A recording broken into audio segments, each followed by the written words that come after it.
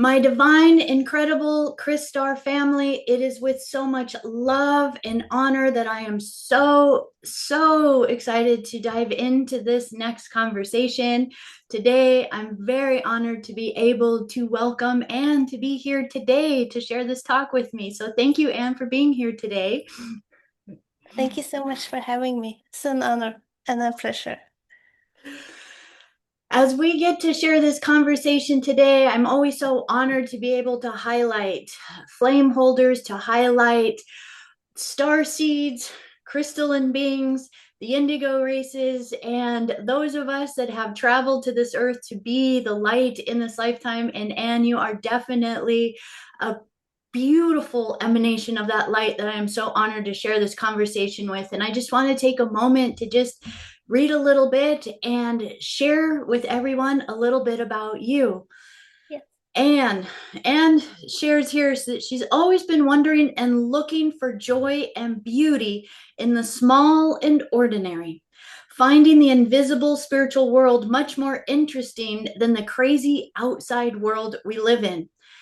She says, I have failed and learned a lot during my 5 decades on earth. I'm a kindergarten teacher, certified aromatherapist, massage therapist, and swimming coach. I've studied Hebrew, lived a couple of years in Cyprus, and my secret dream is to be an author.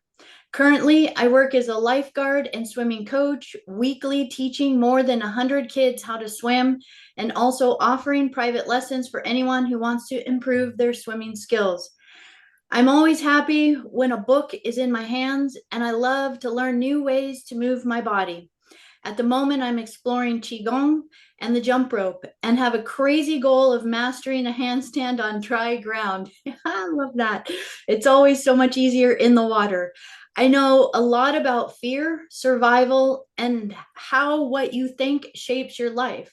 The hardest thing I've ever done is learning to love and be kind to myself.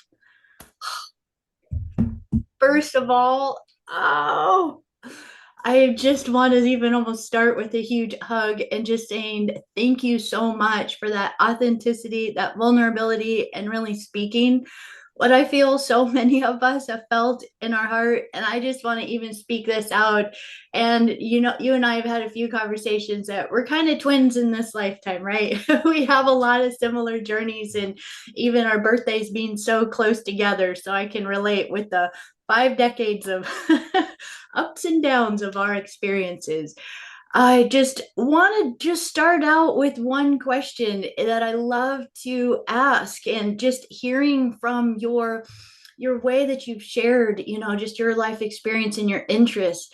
What was it that started out your curiosity? I know you said even as a child, the small things were much more interesting than the crazy outer world.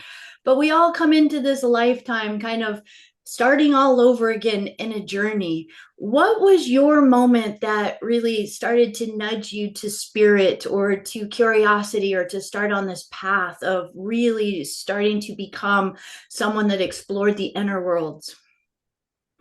Well, um, it's I think it's like I grew up in a home when my mother was my father's mistress, and as a kid I didn't know, but I knew something was off, and I was like, I sensed it quite early, and I always wanted to like what it I think that made me want to like go behind. I wanted to understand. One of my biggest desires when I was a child, it was like I remember this feeling. I need to grow up. I need to grow up because I was sure that once I was grown up, I would understand. I would get all the pieces into place. So, and I also remember uh, I love to read. I learned to read when I was 5, and my mother, I love to give me books because it made her, I think she got quiet time. She was alone with 3 kids, So, and I started to read like philosophy because I don't know, it just like spoke to my heart. And I got a book. They had a Norwegian author that wrote like a philosophy book for kids. And he also wrote a book about like a girl who was sick with cancer, and she had like conversation with an angel. And it's so much, it really, really spoke to my heart. So I think that those books from that author really, really, he opened my eyes that there is something, there are layers behind the reality. And I already had sensed, like, in my heart that there is, from what the reality I experienced wasn't kind of the real reality, you know? So, and when I was 14 years old, um, one of my best friends told me that my father was married, and that like, because I was like having a conversation with him, and I was like speaking with him. It's like, I don't understand why my mother and father doesn't get married. It would make life so much easier. We could see him, be with him all the time, and he is like, and I think there is something you should know. Yeah. Wow. That So must have been a huge impact for you, especially at 14 is such, one of those ages where we're going through so many dynamics, even just in our own development. yeah. And it also made me doubt myself a lot because I was like, I knew, I realized it was truth because back in those days we had this like the telephone catalog with all the names and the addresses and the numbers. So I found my father's name. I found like a lady's name on the same number, same address. Yeah. And it was like only like a 20-minute biking ride from where my mother lived. So me and my best friend did the biking ride, and I saw I saw my father, I saw him with his wife, but I didn't dare to confront my parents before I was in my early 20s. Yeah. Whew, yeah, and that's, such an experience. It must have been such an emotional thing for you to have held. What were some of the things that you started to kind of believe or think? I know you said in that moment you started to doubt yourself, and I can only imagine, feeling like, how could you have been going through all of that your whole life and not have known, or I Yeah. can only imagine. And it was like I think I also was extremely disappointed with my mother because it's like, why wasn't I worth being told the truth? It's like, why should everybody else know the truth about my parents? Because I'm I grew up in a small place, so it's like everybody knew. Yeah, Yeah. but it also made me. I think it also made me. It's like I needed kind of a reason for why I lived. I needed to find the whys behind why. I have always asked why. I still do. So my husband sometimes gets it's like, it's enough. I love that. I'd love to go back to something you said that I think so many can actually relate to. I know it was something really important for me in my life, but it really feels like in your earliest childhood that whether it's the angels, your higher self, your guides, really were using books as a way to reach out to you. Like you were able to kind of dive into just reading and being in your own world from an early age. And I'd love to know even just a little bit more about those books and how they spoke to your heart, and maybe even in your own kind of remembrance. What was that spark that started to initiate of a curiosity of a child reading about being able to communicate with an angel and have that kind of relationship? Um, like it was like just it sparked something in me reading about that angel and reading. I realized it's kind of possible to talk to, I don't know, beings in other dimensions. But it was like a very lonely thing to discover because I tried to talk about it with my best friend, but she was like, come on, let's get real. Let's focus on like, I don't know, school, boys, whatever. And my mother, it was she kind of believed in God, but she was like, when I was growing up, it was like Norway was mainly, or like Christianity was still kind of a lot in people's minds, not as mostly like a tradition, but it was still kind of normal to at least believe in God. But you had those who believed and those who were like personal, had a personal belief and was like deep into it, went to church and things like that. So I kind of always knew about God, but I I didn't think it was like, yeah, he was just there. And then by reading that book and reading on the philosophy, I realized it was, hey, it's possible to speak. And I also had like um, experiences with when I was like 18, 19, when we were like experimenting, trying to. I had a friend, she had like, I don't know, what do you call it? Like metal threads. Oh, And they were like trying to see if we had like invisible guides. Yeah. And they found like, for me, they found like four really, really huge ones. And I was like, wow. And it became important to me because from that moment, I was like, I knew I wasn't alone. And from when I was like, I think 20, I was in a cathedral in Prague. We were like I was studying to become a kindergarten teacher and we went on a school trip.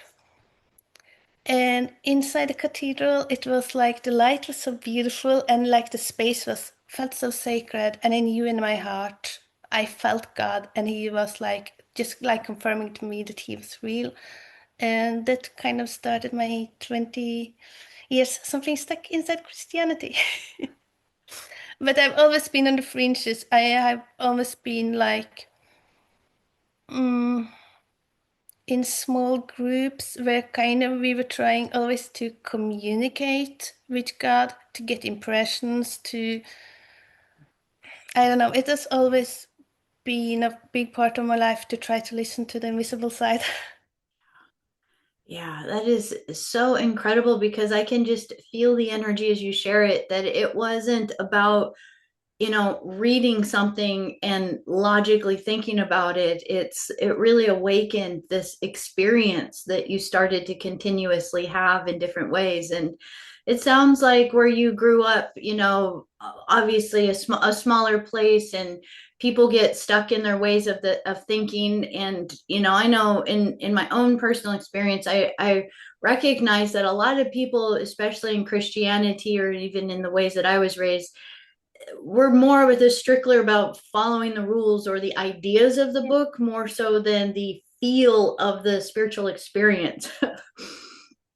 Yeah, that's why I knew also knew that I didn't want to be a part of that segment of the church in Norway. Or like in Norway, most kids are actually, we have like a state church. So if the parent choose to baptize you, you become a member just from you're like 0 years old. So I went out of that thing when I was like 20.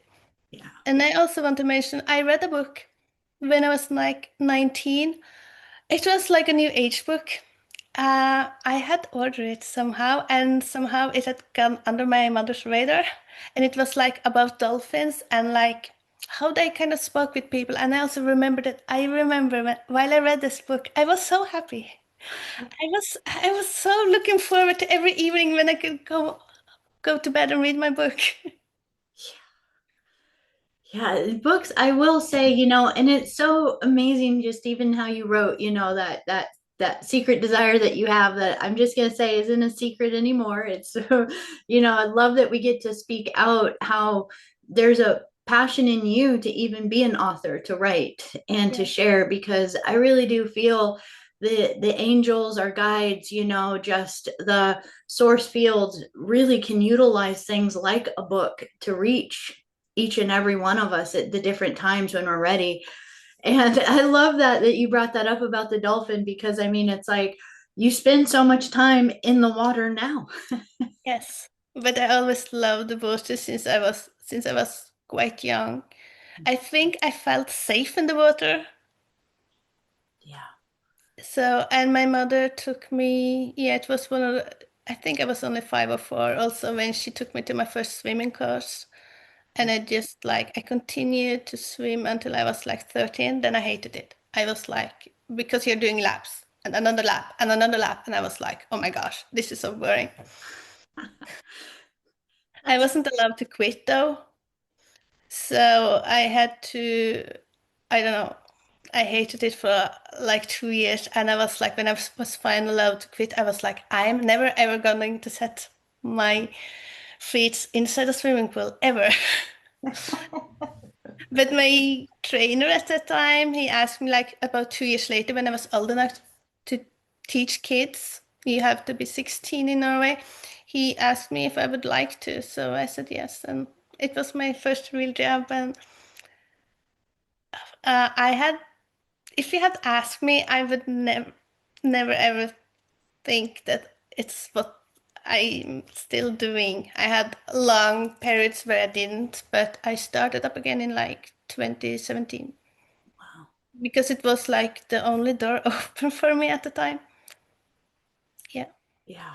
Yeah. Oh my gosh. So it's like the water keeps calling you back in this lifetime. So I know you mentioned going to Prague and going to school, and obviously this answers a little bit being 16 and being invited to teach swim classes. I'm assuming that's to children that you were teaching in the very beginning, yeah. And I would even ask, as you started to do that, what kind of started to spark or inspire you to want to move forward to, say, be a kindergarten teacher or to take that path of learning, with to be, a guide for children in this lifetime.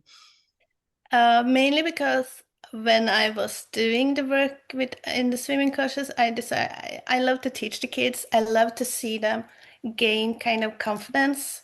I love to teach them something they weren't able to. I love to make them feel safe in the water. So, and also like my mother was a teacher and she wanted me to become a teacher. And I was like, no, I'm not, I will not become a teacher. We had like, she was very controlling. I think you become very controlling when you're a mistress and you have to hide a lot of your life. So she was very controlling. And I found out, okay, it's so many battles with her, I didn't win. But I realized this battle, I'm not going to win, but I can become a kindergarten teacher. It's like, not really a teacher, but still it makes my mother happy enough. Yeah. And I started my education when I was 19, and I had only one goal at 19, and it was I need to get away from my mother. I need to move somewhere else. And it was the only solution I could figure out at the time. Yeah. Yeah, and you mentioned, just that open, vulnerability of even sharing, that in this lifetime there's a lot of things that felt like failures, and then a lot of things that felt like successes or lessons or learning. And you're mentioning just kind of like growing up in this environment and sharing that your mother's very controlling, and just feeling it's like I can hear you just saying I didn't win a lot of them. What are some of the main fears that you really felt were the biggest challenges that you had to overcome in this lifetime? Well, one of them I guess, to become visible and to overcome control, I guess, and to realize that I had like value in myself. Because like when I left my mom or my mother, my kindergarten, all my jobs in kindergarten has did end up in like long-term sick leaves because I was like so sensitive to kids who were struggling, to kids who didn't have. who had a difficult home life or like that. So I get like an emotional overwhelm. Yeah. Yeah. Yeah, and I can only imagine because it's just, even just kind of feeling the energy as you're speaking it, of recognizing there's a part of you that was so much more connected to the mystical, or Mhm. the subtle energies of life, Yeah, not so I much always the kind of I craziness. feel the behind or essence it. Yeah. So like, and when I was like, yeah, in my early 20s, like I found like not really a boyfriend, but we hang out for like 10 years, and he was like violent, and he was like very similar to my mother in some ways, you know. So it took me like, I think the most brave thing I ever done was like I had to hit rock bottom, and I had to realize I have to leave you. It's like otherwise I'm just repeating myself. I'm repeating my mother's story because it's like, yeah. Yeah. So to leave him and to leave, it was like I was living in Bergen at the time. It's like the second largest town in Norway, and I loved the city. I loved it. It has like a coastal line. I was seeing the ocean every day, and it's like I loved it so much. But yeah, I had to leave. Well, and that is such an important thing to even highlight, because I think, even recognizing and being able to recognize at that time that you felt yourself kind of falling into a pattern of, Yeah. that his energy was really replicating the just the dysfunction that you felt with your relationship with your mother. That must have been a lot of overcoming of fear, or even just that courage to build, to speak those words, to even get away from that relationship. Yeah, it's like I don't know. I felt more like once I realized the pattern, I felt like more, oh my gosh, because I have worked from I was quite young to it's like I'm will never ever become like my mom. You know? So once I just realize the pattern, it's like, oh my gosh, you need to be strong, you need to, but still it's I think it's the hardest thing I have ever done. Yeah. And also it was like extremely difficult to get away because he was so like uh, he was holding. I That had to move. I moved like abroad for many years, and he was like, if I hadn't, he would have found me and dragged me back into, yeah, that same controlling pattern, kind of like you said, it's like you just didn't win a lot of the arguments with your mother. She would, like, if it, like, even becoming a teacher, it's like you had to find some way to follow yeah, that. But that is amazing, because it's, I think, and a lot of times being able to recognize the pattern and to even break it, even if it's not with your mother, but say it's with another person, I feel like that is one of the first steps that even begins to quantum that, healing of that pattern with whomever we've held that pattern with. yeah. So it must have started to even shift and change some of the dynamics with your mother at that time. Did you notice any shifts with even how you related to her when you made that decision to break away from him? Not Not really. really. My mother has been, or I decided, because I was also like moving abroad. So I decided to go and visit and tell her. I have had in my grown-up life very little contact with my mother. Uh, it's kind of hard because like when I was like I think 28, she told me that she knew me better than I know myself.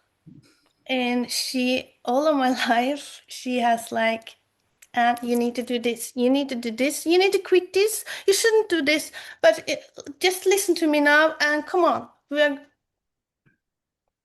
And otherwise, if we talk about like my brothers, things are fine. If we talk about like school and teaching stuff, things are fine. But I can never ever kind of be myself.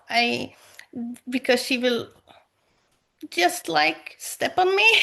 She doesn't really see who I really am. She just has like her own vision. And she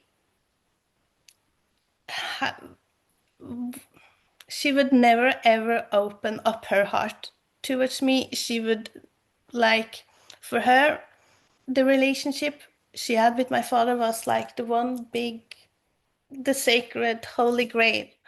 And I was like questioning it. I was like, I wanted her to talk. I wanted this, like, can you please, can you explain to me? Can we please talk about this thing that's very visible, but and as long as she doesn't want to talk, when she kind of has her boundaries, and all talks with her is like, I have I can listen to what she wants me to do. I can listen to her talk about my brothers. I can listen to her talk about school, but we are still going nowhere because if I try to, every time I try to ask the real questions, she just shuts down. And when I was like 14, yeah, it was like only a couple of months after I found out about her relationship with my dad, she was like wanting to die. She was bedridden for like 8 months. One of those days, she was like just laying on the couch, crying, crying, crying, and she's like, "I want to go to my mom. I want my mom." And she, her mom died before I was born.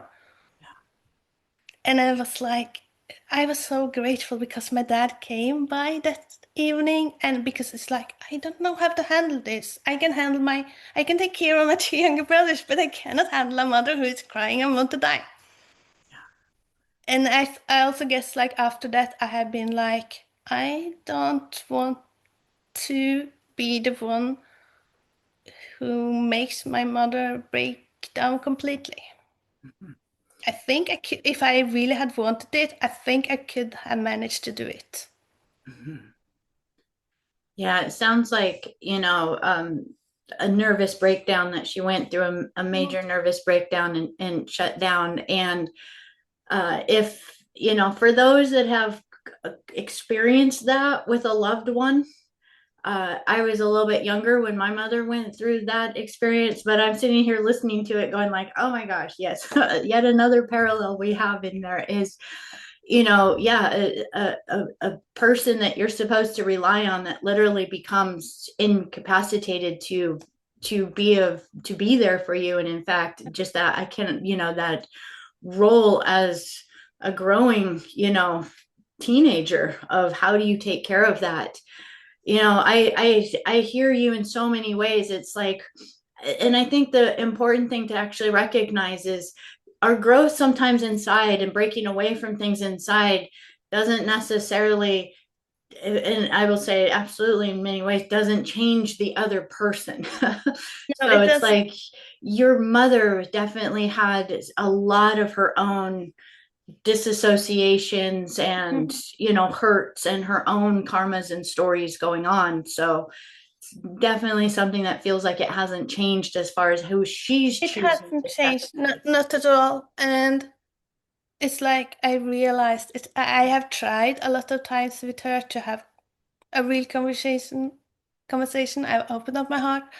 And I also had like people close to me multiple times, different people tell me it's like, we don't think it's wise that you should be in a lot of contact with your mother because it's like she just breaks you down. But I have learned to forgive her. And what the forgiveness has kind of done to me is like, her words doesn't really bother me anymore. I have realized, like once I came to the realization, which was very hard, that she will never ever be open with me. She will never ever. I will never have the conversation. She will never acknowledge me and love me the way I want to. Once I could, like, okay, it's not going to happen. But once I felt at peace with that, she doesn't really bother me that much anymore. I Now I see her maybe once, no, maybe twice a month. Sometimes once a week because she's like in an old people's home. She's like losing her mind little by little, dying slowly, and it doesn't cost me a lot anymore to visit her. Yeah, and that's the important thing. And I think if people can receive that, especially people that might still be deep in the trenches of being Mm. affected by individuals in our life, that definitely they're wounded individuals that Yeah. just, a lot of times, especially if it's a parent, we seek love from them, but they don't have the love to give. Exactly. And once I saw that, it was like kind of easy. But as long as I wanted her love, I wanted her acceptance, it was really hard. And especially since I had like two younger brothers, and it was like for some reason easier for her to love them, to show them love and compassion, but not me. But it has also helped me to have like other people around me. Like I got married like in 2018, and my husband, they had known my mother since I was like 6 years old, so they knew about her, and they affirmed my, it's like, no, she's not treating you right, and what she's doing now, this is not right, this is unfair. It's like you shouldn't let her do it. Like to have people that I trust tell me that it's like I'm not crazy. It's like what I feel from my mother is real, Mhm. Yeah. has helped me. And also like I actually, my parents-in-law decided they didn't want anything to do with my mother. They're really, really kind people, but they totally closed her off, and that also made me kind of, it's like, oh, I felt like, oh, she's getting kind of a punishment. Okay, but I want to show her compassion Yeah. Yeah. because I feel that not so much for her, but I feel that I don't know. I feel it's opened my field to show love to her. That's amazing. Yeah, and obviously, that it's like even in your sharing of this wasn't something that happened overnight. This was, the process of being able to get to this place within. I know you mentioned when you broke away from that first partner, that abusive relationship, that you had to get far away. Where did you go? You said you lived abroad. It was that Cyprus that you went to? Was that a different? First it was Jerusalem in Israel, Okay. and then it was like a little bit. I actually wanted to live in Jerusalem, but it didn't happen. It was like it's extremely difficult to get a visa.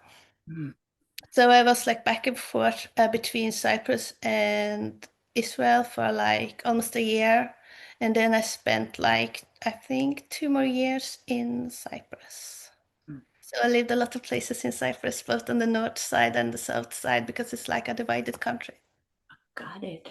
What was that like? I know you were younger at that age, so that would have been kind of just like really being on your own and finding yourself in your own path in those countries. What was that experience like for you? It was kind of beautiful because every single day I needed to be, I felt I needed to be so brave. Mm, I also, it was also amazing because I learned to really trust like the universe, because I was taking care of every single step on the way. And I also met so many amazing people. So it was like, it was a beautiful experience, but all the, how to say it, all the transfers, like when I didn't know, it's like, okay, I'm allowed to stay in this country for 1 more week. What am I supposed to do next? It was like terrifying. yeah, yeah. Just kind of just being in that limbo state or that state of not knowing what the next step was. Yeah. When you were in Israel, you were saying, that it was you wanted to live there. What was the energy that was speaking to you? And I know you mentioned also that you started even learning Hebrew, but Yeah. what sparked your desire to want to be there? What was that connection? Because I was like inside Christianity. So first I started to learn Hebrew back in Norway because I wanted just to read the Bible in the original language. So I took like a course in biblical Hebrew in the university in Bergen. So, and in Jerusalem, I wanted to go there because it's like in Christianity, Jerusalem is like the big city where everything is like evolving around. And it was also like a big city. And when I first came there, it was like an international city. It's like kind of you have people from all over the world. You have like, I don't know, you had like coffee shops, you had like shops, you had like dance classes. It was just like an international city. And I was like, yeah. And it was like warm, it was like sunny, no snow, no cold. So I just liked it. And it was like, I don't know, I guess if I had gone to, I don't know, London or some other city the first place, maybe I would have wanted to stay there, but it was like for me at that time Jerusalem was like really important. Mhm. And you had f- because I felt like I was connected to like the origins of the world, which I know now is not true, but at that time it was like, yeah, I'm as far back as far back to the roots as I can get. Yeah. Yeah. Well, and I always feel too, and I mean, this is just my thought contemplating and even having conversations with individuals that I feel like even if we don't understand the reason at the time, sometimes looking back, we get to go like, oh, hey, wait, that was like an important Stargate, or hey, Yeah. wait, that was like a really important place that, later we start to kind of put those little dots and, just that whole nudge, even of your guides, kind of bringing that angel book and even the dolphin book to you, and then opening the doors for you to be in Israel at that time, which is such an important and powerful kind of energy that holds so much of our storyline, especially for our star races upon the planet and just what's even going on planet Earth right now. So that's amazing that you really kind of took in and got to experience that place. And I know you're saying you had to hop over to Cyprus. Was Cyprus kind of one of the places that it called you maybe because it was easier for the visa or for you to get out of It the country? Or was there the something else first that time drew you there? when I had like the first time I arrived in Israel, I had like a 3 months visa and I had no clue about what to do next. So people living there, so like Cyprus is like only 45 minutes flight away. It's cheap. It's like, why don't we think you should go to Cyprus? And I was like, oh, Cyprus? Never really heard about it, but yeah, why not? It was like I knew I was not supposed to go back to Norway at that point in time, so it was like, yeah, why not? And it was like close to Israel, easy to go back and forwards. Yes. Yeah, yeah. What'd you think about Cyprus? It's beautiful. It's like I love the ocean, so I loved like almost everywhere I lived. I was close to a beach. I loved that. But it's also like I don't know. It's like the people I were around. It's like a lot of poor people, a lot of broken people, a lot of people from England and other places that arrived in Cyprus because they have been broken and because like England or like the United Kingdom owned Cyprus as a colony for many years. And also then you have the story. I think maybe that's also why I liked Cyprus because a lot of broken people, a lot of broken history. You have the Turks invaded Cyprus not that long ago in the 1970s. I think so. It's like it's still the nation is divided, the Turkish northern part and the like European southern part. So I feel like I really resonated with the country because of all the division and heartbreak and mm, I liked staying there actually. Yeah, it sounds like it just had a lot of dynamic to just being an observer of the experience. And, traveling is such a beautiful awakening that I feel like, if we just stay in one place our whole life, it's really hard to understand humanity. I feel like we can have ideas of what other places are like, but there's nothing like being in another country, feeling that energy and just going like, wow, this is like a whole other world. Yeah.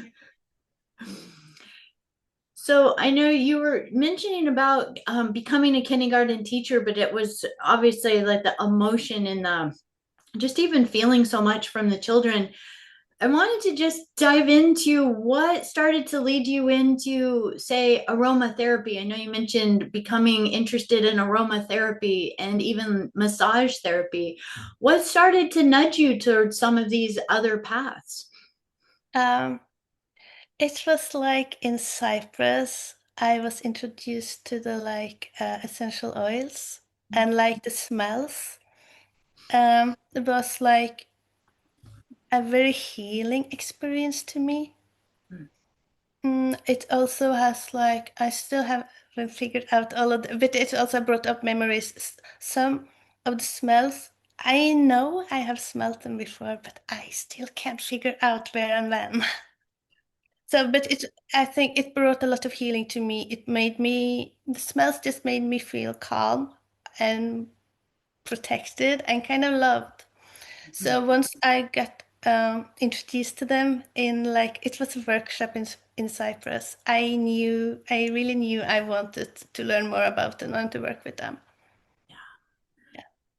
And where did that path lead for you? Because I mean, it feel to me like in some ways I see the essential oils as little angels. So Yes, I where did believe these angels lead you? they led me to the United States and Florida and South Carolina. Oh, love this. Tell me more. So I knew I wanted to study the oils. I also like knew my time in Cyprus was kind of over. And it was like around the time my father died. And I got a small inheritance from him.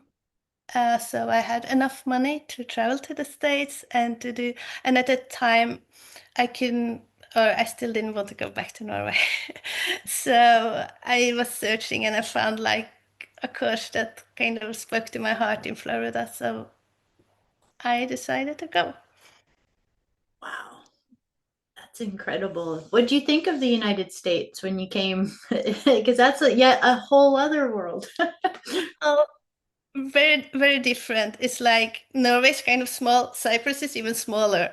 So the States for me it's like so huge. You can like drive and drive and drive and drive like forever. And the roads are like in Norway, it's not that big, but it's like everything, even a kind of short drive takes a long time because the roads are small and windy. You know, you had a video, like I think it was last summer, where it was like very narrow roads and windings and mountains. Like so much of Norway, the roads are just like that all over the place. Yeah, so it takes a lot longer to go shorter distances. But yeah, Mhm. there's yeah, there's places in the United States where it's just like a straight road. Yes, You could drive for days. forever. And it's like, and the shops, it's like, oh my gosh, they're so huge. It's like you can go inside a shop and then you will never ever come out before like hours later because it's like the shops go on forever. So I don't know. It's like I think I like tinier places, and also I guess at the time I was also struggling a lot with my confidence and just to find my place in the world. And it's like for me, Americans are so like super confident, and I was like, oh my gosh, I'm not connecting. What was the path that you really started to take? Because I feel like everything's been so guided and led for you. You know, the oils bringing you to places, and I'm over here listening, going like, okay, you were born on a Stargate. You were called to multiple Stargates: Israel, Cyprus, Florida. You know, it's such a divine path that you were guided on. But you were, even in the bio, you talked about how your path was really about this journey of learning to love yourself and confidence, and that, you know in your experience, where did you really start to find those biggest places or lessons that started to give you those little hints and moments that started to awaken that, yeah, I think I love myself? Well, I think a lot happened in Jerusalem, especially like the first 3 months, because I was like doing an internship for an international house of prayer, and we were like four girls like sharing a flat together, and we became like really, really close. So it was, and I also we during the internship we visited lots of places in Israel, and it's like I think I have never ever cried so much in my whole life because it was like I don't know, just like emotional relief, relief, relief, and it was like I think it was Jerusalem. I learned to really love myself, or at least it was like the seed was getting inside of me.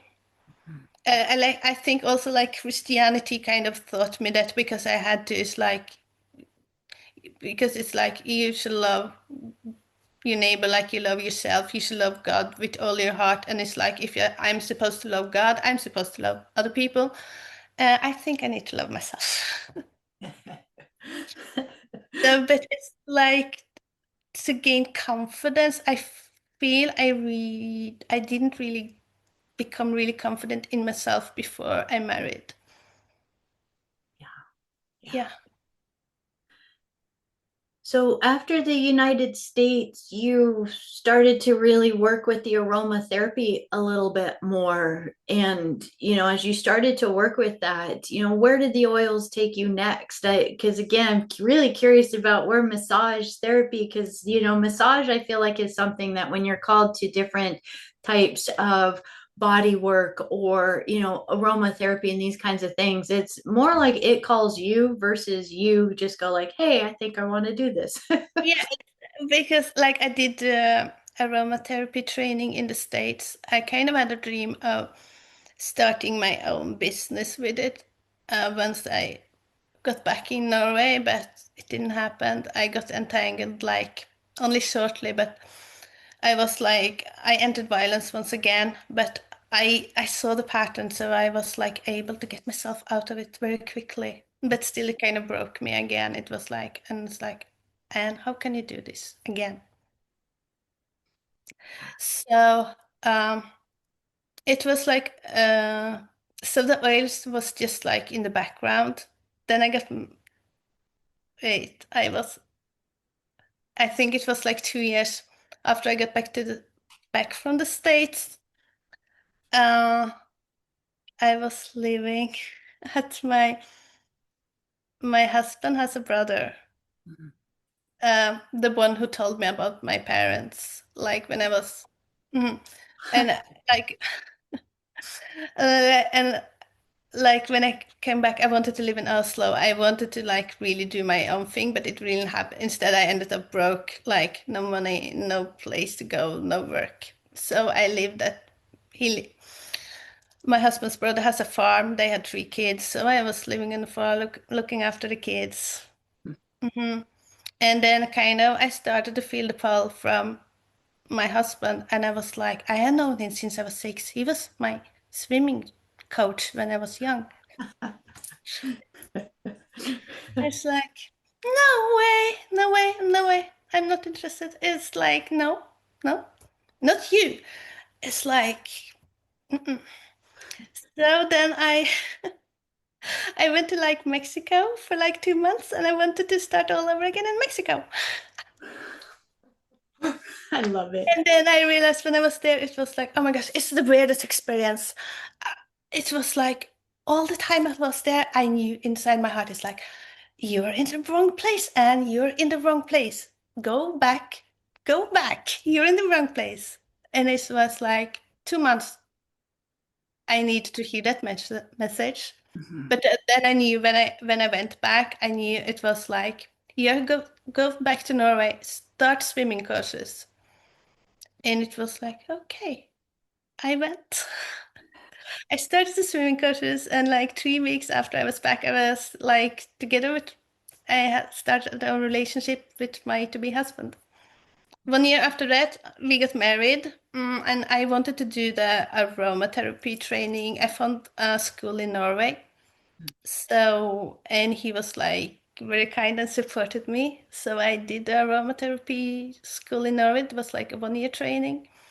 And inside the training, it was like, we also have a massage course, and you can do the massage course. And I was like, no, I don't want to do massage. I never want to do massage. Why should I do this on other people? No, thank you. But it was like, I don't know. The teacher was just like talking about it, and I like, yeah. So I decided it's like, why not? I can give it a try. My husband was like, it's another card. Can you please support this? And he was willing to support it, and it was like, I think I needed it because like during the education we trained on each other, and it was like, oh my gosh, it's like another level of just release, release, release. And I felt like my nervous system was finally able like to really, really calm down when you got kind of not just smelling the oils, but your whole body got immersed in the oils. Yeah. So just that experience made me think like, okay, maybe I kind of want to give that experience to other people. Yeah. Yeah. Yeah. But That is. again, it wasn't something I really wanted or had thought about. Yeah, it's definitely it's something I feel like it's a process in itself. And I'm over here smiling as you say it because it's just like, going through a massage training program. Yeah, that's part of it is learning it, but it's not really about the giving. It's about in that whole process, you start to become comfortable with people touching you, giving you a massage, your nervous system starting to regulate, a whole level of body healing. And so I think that's just amazing in the timing that it came within your life. Like the aromatherapy kind of the kind of was just like, here, try Yes. this too.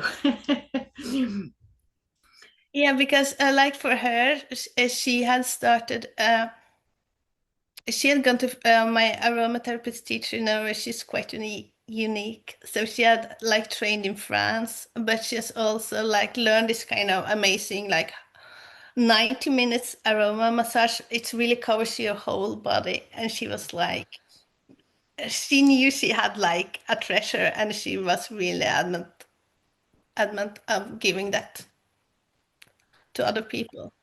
Yeah.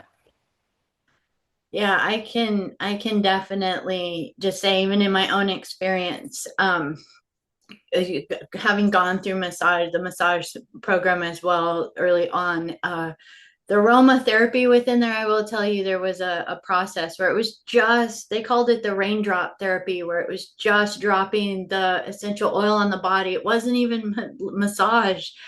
And it was such an emotional experience, literally just not only myself, just breaking down into tears and just feeling such an emotional release through the body, but even just seeing that through so many individuals, how powerful aromatherapy is, and what truly, I call it an angel, what an Yeah. angel expression that the aromatherapy is for us. So, if somebody hasn't dove into it even a little bit, on a Yeah, and I therapeutic level, it's so powerful.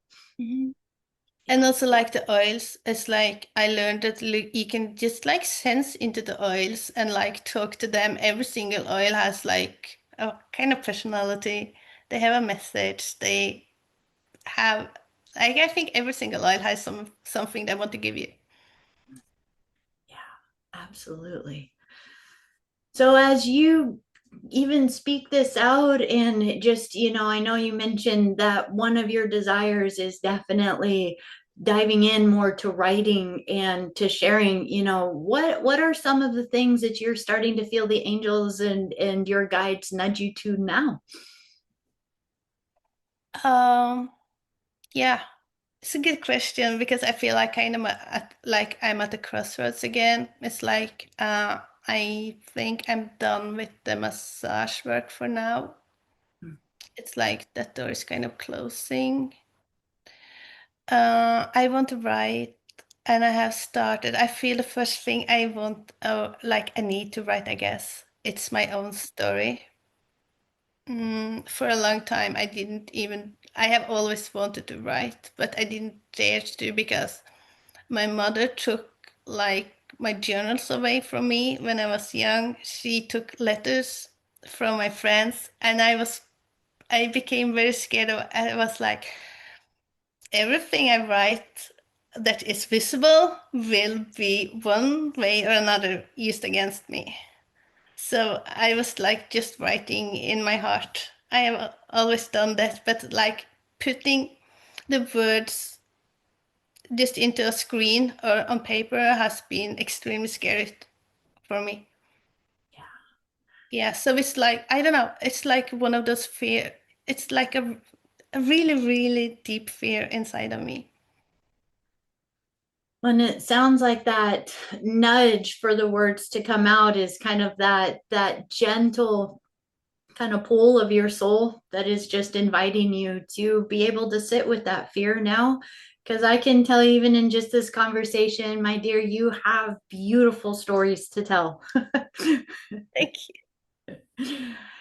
And as you work with the aromatherapies, I'm curious if they're nudging you towards sharing them more, working with them more, or introducing them more to others. Because I feel like in some ways, you kept trying to get away from Norway early on, you. but I definitely know that when a place is like, nope, I'm calling you back. It's time for you to bring everything you've learned and come back.